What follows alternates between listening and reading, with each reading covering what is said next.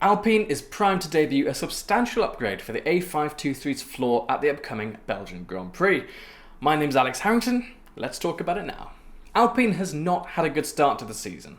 Not only have they lost pace to the likes of Aston Martin and McLaren, in the last two races they suffered from double DNFs, leaving their French drivers Pierre Gasly and Esteban Ocon with no points to speak of. This makes their goal of the season, to finish 4th in the Constructors' Championship like last year, but to edge even closer to the top 3, a very difficult task. Especially if they can't now reach all the teams that have done so well with their development and have actually overtaken them so far. Laurent Rossi, the former CEO of the team, who was only recently replaced by Felipe Krief, chastised the team at the beginning of the year once he realised how far they'd fallen. In an interview with Canal Plus, he said the team was amateurish and this performance was unacceptable. He further told F1 that changes were imminent.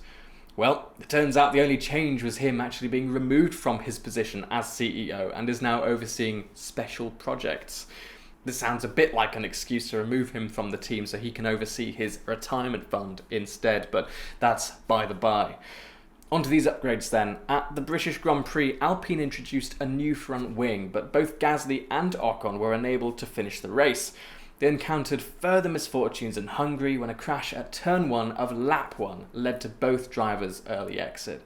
Meanwhile, McLaren celebrated a P2 and P4 finish at Silverstone, overtaking Alpine in the constructors' standings. The Woking-based squad further extended the gap between them to Alpine with a P2 and P5 finish in Budapest, with 40 points between them going into this weekend at Spa. Sporting director of Alpine, Alan Permain, noted the importance of their new upgrade to motorsport.com, revealing it is the floor that will be changed this week. The floor is independent of the front wing. It's important because we need to keep putting downforce on the car and moving forward and going faster, basically. So it's very important. It isn't linked to the front wing, but it's a very significant step for us. Obviously, the French team will be wanting to play catch-up with McLaren, who are currently the second fastest car on the grid at the moment if you look at their success from the last two races. Continuing his interview, Permain also praised McLaren's impressive performance, but stressed that Alpine is focused on their own development.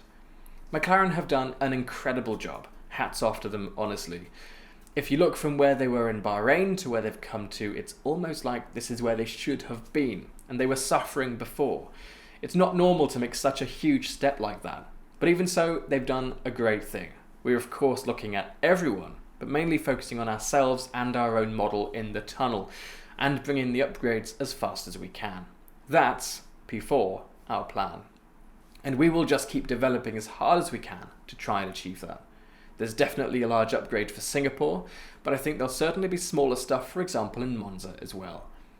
The development war at the moment is definitely keeping this season exciting, as long as you ignore the constant victories from Red Bull. Ignoring them, and we've actually got a great season on our hands with a number of teams fighting for that all-important P2, and a number of changes during the season so far as well. Now, have we got any Alpine fans here? Let me know in the comments. I love Otmar, I think he's just a bit of a teddy bear, and I love the road cars as well. Obviously the racing cars aren't doing so well, but while you're down there in the comments, please like and subscribe. For daily news, rumours and editorials, go to f1briefings.com, the largest F1 website in America. I've been Alex Harrington. See you in the next video.